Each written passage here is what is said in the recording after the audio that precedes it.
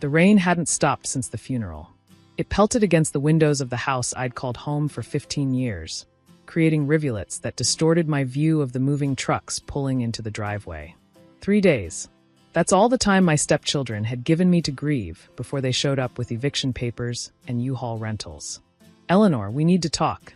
Victoria stood in the doorway of what had been Richard's study, her voice carrying the same cold efficiency she used in her corporate job. Behind her, her brothers Jason and Michael flanked her like enforcers. I set down the photo album I'd been looking through. Pictures of Richard and me on our wedding day, our trip to Venice for our 10th anniversary, the surprise party we'd thrown for his 70th birthday. "Of course, dear. Would you like some coffee? I just made a fresh pot. This isn't a social call." Victoria's perfectly manicured hand extended toward me, holding an official-looking document. "We need you to vacate the premises. You have 30 days, but we'd prefer if you left sooner. The trucks are here to help you move today." I took the paper, my hand surprisingly steady. An eviction notice. I'd been expecting this, though not quite so soon. Richard had warned me years ago that his children from his first marriage had never accepted me. "Gold digger," they'd whispered at family gatherings. "Trophy wife," they'd sneered when Richard bought me jewelry for our anniversaries. The truth was far simpler and apparently far more offensive to them. Their father and I had genuinely loved each other.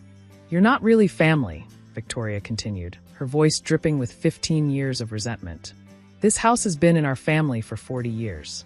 Our mother picked out every room, every piece of furniture. You were just a temporary resident." Jason stepped forward, his father's eyes in a face twisted by greed. "We've already had the locks changed on the guest house and the pool house. Your things have been boxed up from those areas. We'd appreciate if you didn't make this difficult." "I see."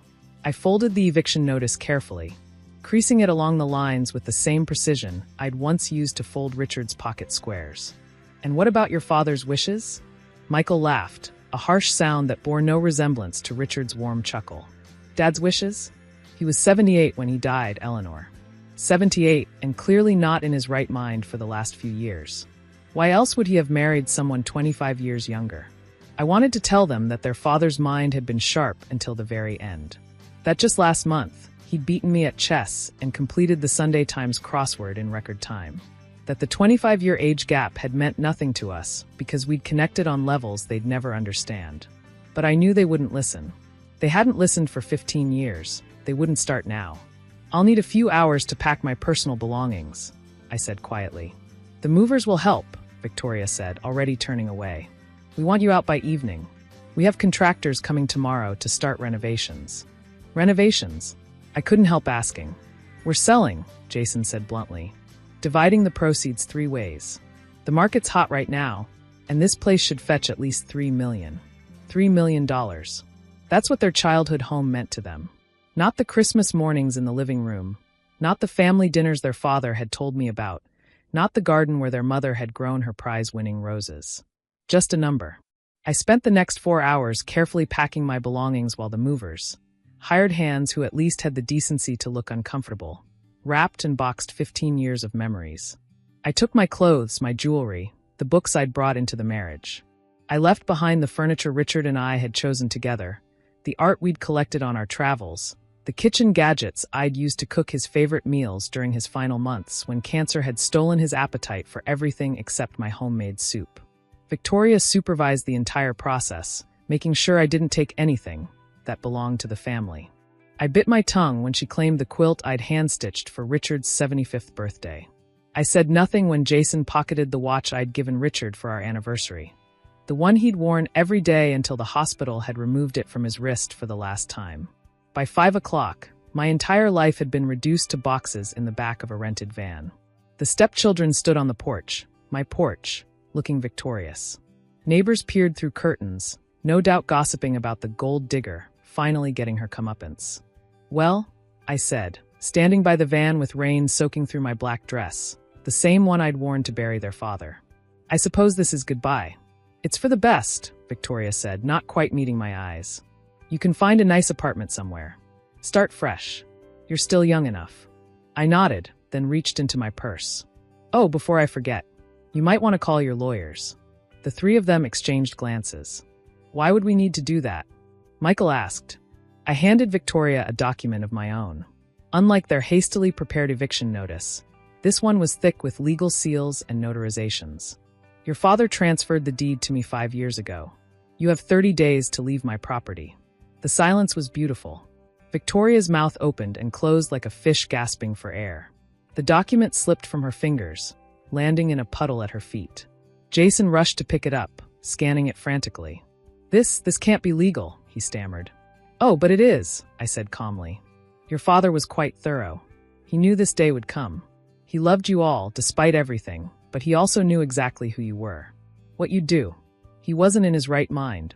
Michael shouted. We'll contest this.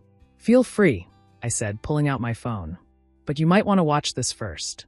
I played the video Richard had insisted we make. There he was, healthy and sharp-eyed, sitting in his lawyer's office. The date stamp showed 5 years ago, well before his cancer diagnosis. I, Richard Nathaniel Morrison, being of sound mind and body, do hereby transfer full ownership of the property at 42 Rosewood Lane to my wife, Eleanor Grace Morrison. I do this of my own free will, with full understanding of the implications, and with the hope that it will prevent any unfortunate family conflicts after my passing. The lawyer in the video, the same one who'd handled Richard's affairs for 30 years, confirmed the legitimacy of the transfer. A doctor's assessment of Richard's mental capacity was attached. Everything was ironclad. He also left video messages for each of you, I said, putting my phone away. I'll email them to you. They're illuminating. Victoria found her voice first. You manipulated him. You turned him against us. No, I said sadly. You did that yourselves. Every birthday you missed. Every holiday you showed up to with your hands out for money.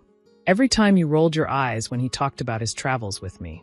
Every cruel word you thought he didn't hear. He heard everything. But the will, Jason started. The will left you each a generous cash inheritance, I interrupted. $200,000 apiece, plus your mother's jewelry for Victoria and your grandfather's book collection for you boys. But the house was mine 5 years ago. Your eviction notice is as meaningless as your mother's 30-year-old furniture. They stood there in the rain, their expensive clothes getting soaked, their plans crumbling like wet cardboard. The moving trucks they'd hired for me would now be needed for them. You can't do this, Michael said desperately. This is our family home. Funny, I said, climbing into the van. That's what I thought too. But you've made it very clear that I'm not really family. So now it's just my home. I drove away then, but not to some apartment as they'd assumed. I went to the small hotel Richard and I had stayed at on our first anniversary when the house was being fumigated. I'd already booked a room there for the week, knowing this confrontation was coming. That night, I sat in my hotel room and wrote 3 letters, one to each of them. I explained that they could have the full 30 days to move out. I wouldn't be cruel, wouldn't stand over them with a stopwatch as they'd done to me. I also told them that I'd be putting the house on the market. Not because I needed the money, but because I couldn't live in a place so poisoned by their hatred. But there was one more thing Richard had arranged, something he'd made me promise to do. The next morning, I met with Richard's lawyer, who handed me 3 envelopes. Each contained a check for $1 million and a letter from Richard. His final gift to his children. Not from the estate, but from a trust he'd set up years ago, releasing the funds only if they tried to evict me. He knew they would, the lawyer said sadly. He hoped he was wrong, but he knew. I mailed the envelopes to a friend's house where the Stepchildren were staying. I included my own note. Your father loved you more than you'll ever know. These checks are his way of saying goodbye and forgiving you. The house will be sold, and I'll be donating the proceeds to the Cancer Research Center where he received treatment. I think he would have liked that. I never received a response, which didn't surprise me. But I did hear from the neighbors later that the Stepchildren had moved out quietly, taking only what truly belonged to them. They left behind the furniture they'd claimed was so precious, the family heirlooms they'd guarded so jealously. In the end, faced with their father's final message and generosity, perhaps they'd finally felt a glimmer of shame. The house sold within a month to a young family who fell in love with the garden. I made sure to tell them about the roses, Richard's mother's roses that I'd carefully tended for 15 years. They promised to take care of them. Before I handed over the keys, I walked through the empty rooms one last time. In Richard's study, I found a photo that had fallen behind the desk, our wedding picture. Victoria must have removed it from the mantel during her takeover. I picked it up, brushing off the dust. You knew, didn't you? I whispered to Richard's smiling face. You knew they'd do this, and you protected me. Even after death, you protected me. I kept the photo. It sits on my mantle now, in my new home. A cozy cottage by the sea that Richard and I had often talked about buying for our retirement. The cancer stole that dream from us, but his foresight gave me the means to pursue it alone. Sometimes I wonder if the stepchildren ever watched their father's videos. If they ever understood that their eviction notice hadn't just been cruel. It had been the final test of their character, one they'd failed spectacularly. Richard had given them every opportunity to be better, to choose love over greed, family over money. Instead, they'd chosen to evict a grieving widow 3 days after the funeral. But Richard had chosen too. He'd chosen to protect the woman who'd held his hand through chemo, who'd laughed at his terrible jokes, who'd made his final years joyful despite his children's absence. He'd chosen love over blood, partnership over entitlement. The stepchildren had been right about one thing. I wasn't really family. I was something more. I was the person Richard had chosen to spend his life with, the person he'd trusted with his legacy, the person he'd loved enough to protect even from beyond the grave. And that, it turned out, was stronger than any eviction notice they could have drawn up. The last I heard, Victoria had used her $1 million to start a business that failed within a year. Jason had gambled his away in Vegas. Michael had invested wisely but remained bitter, telling anyone who would listen about how his gold-digger stepmother had stolen their inheritance. I don't correct the narrative when it reaches me through mutual acquaintances. Let them have their version of the story. I have the truth, in Richard's own words, in his lawyer's documents, in the cottage by the sea where I wake up each morning to the sound of waves and the memory of a man who loved me enough to ensure I'd never be homeless, no matter what his children tried to do. The roses from the old house grow in my new garden now. I'd taken cuttings before the sale, rooting them carefully in pots. They bloom every spring, a reminder that some things, love, loyalty, and a well-executed estate plan, can survive even the harshest attempts to uproot them.